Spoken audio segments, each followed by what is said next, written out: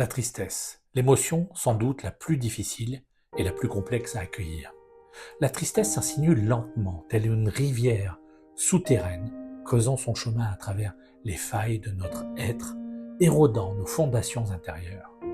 Elle révèle nos vulnérabilités, et comme l'eau qui se glisse dans les failles de la roche, elle use peu à peu les fondations de notre estime de soi, jusqu'à la rendre aussi fragile et instable qu'une pierre abîmée par les vagues. Sa présence parfois envahissante altère notre perception de nous-mêmes, jusqu'à ce que chaque pensée, chaque souffle, semble teinté de son empreinte en nous laissant vides et sans saveur. Ces quelques phrases définissent la puissance, parfois dévastatrice, de la tristesse lorsqu'elle devient le poison le plus efficace. C'est là son versant le plus dysfonctionnel. Mais la tristesse, ce n'est pas que cela, heureusement. La tristesse est aussi, pour reprendre la métaphore de l'eau, une source inestimable, capable d'ouvrir notre champ de conscience et de nous aider à nous poser les plus belles questions.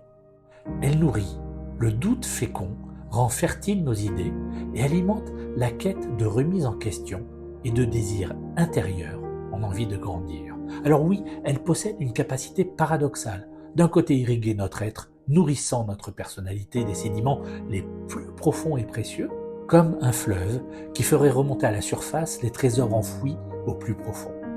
Mais d'un autre côté, elle est aussi capable d'engloutir, sans une once d'hésitation, nos volontés les plus intimes, comme une mer calme qui dissimule sous une surface apparemment paisible le pouvoir de submerger tout ce qui cherche à s'élever. Ainsi, la tristesse est à la fois une force corrosive et une source de fertilité intérieure. Mais d'où vient-elle ? Pourquoi cette émotion qui semble parfois dévastatrice nous porte-t-elle aussi à la réflexion ?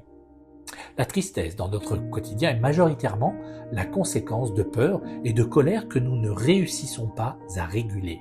Si j'ai peur d'échouer à un concours, par exemple, que je stresse et que je perds mes moyens lors de l'examen, et que je suis éliminé, alors cette peur se traduira par un sentiment d'échec, de culpabilité, doublé de honte. Je me trouverai nul et la déception m'envahira. Je serai alors triste. Si je ressens de la colère car j'ai été victime par exemple de harcèlement au travail et que je perds mon emploi, cette injustice fera de moi une victime impuissante. Je penserai finalement que c'était inévitable et que ce n'est pas un hasard si cela m'arrive. Je serai là, dévasté et triste. Dans ces deux situations, la peur et la colère se muent en tristesse. Alors cela va m'affecter, je vais avoir tendance à me dévaloriser, à me trouver illégitime. Mon niveau d'estime de soi vient à nouveau d'en prendre un sacré coup. Et si ces expériences se renouvellent, perdurent, elles vont progressivement réduire à néant la valeur que je m'accorde. La tentation, dans un réflexe que je crois salvateur, est de me recroqueviller sur moi, de m'isoler et de considérer que je ne suis pas au niveau attendu. C'est alors que je peux avoir du mal à dire non, à faire respecter mes besoins, à considérer que c'est à moi de m'adapter aux autres et non l'inverse. Je peux avoir tendance à me sacrifier, parfois même à renoncer à mes propres envies ou mes idéaux, et dans des cas ultimes, à finalement penser que je ne vaux rien et que je suis donc inutile au monde qui m'entoure. La tristesse se construit à l'aune d'un déclencheur qui est la perte. Nos expériences de la vie quotidienne se traduisent par une perte symbolique de plus en plus insistante. La perte de notre estime de soi. Chaque jour, des faits, des paroles, des circonstances fragilisent la valeur que nous nous accordons. Pas de reconnaissance, ni de considération, des reproches, des frustrations, des déceptions qui s'accumulent et qui nourrissent notre sentiment d'être transparent, de devenir invisible, de n'attirer le regard de personne et de n'attirer que des ennuis. Une pluie passagère, c'est un signe. Une télécommande qui ne fonctionne pas, ce n'est pas un hasard. Une lettre attendue qui est perdue, c'est le destin. Tout se conjugue au douloureux temps présent qui jamais ne nous fait plaisir. Et puis, il y a la perte, encore plus douloureuse car souvent violente, inattendue ou indécente. Une séparation, un adieu, un décès. Mais la colère et la peur qui ont été outrepassées vont ressurgir et nous accompagner tout au long de ce processus de deuil. Perdre un proche, c'est aussi perdre une partie de soi-même. La colère surgit alors comme une mère en furie face à l'injustice de l'absence de l'autre. Et la peur de l'avenir sans cette personne entérine notre tristesse profonde pour nous faire tenter d'accepter ce vide. Mais comment faire pour sortir de la tristesse? Si c'est une colère qui en est à l'origine, il faut alors demander réparation à ceux qui sont concernés. Si c'est une peur, il faut demander ou parfois trouver soi-même de la réassurance. Si c'est un deuil, il faut laisser le temps faire son œuvre et reconquérir le goût de vivre pour soi. La tristesse est l'émotion qui nous enseigne probablement le plus de choses. Elle nous impose un exercice périlleux et humble. Accepter de se laisser traverser par elle sans aller jusqu'à sombrer.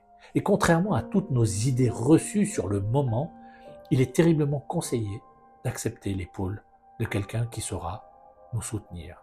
Non pas en nous prodiguant moult conseils, en nous faisant la morale ou en nous imposant ses propres ressentis, mais en étant là, dans le juste équilibre entre la présence discrète et la stimulation subtile. Si vous ne deviez avoir qu'une seule bonne raison d'avoir une personne proche, c'est d'accepter qu'un jour, elle puisse vous aider.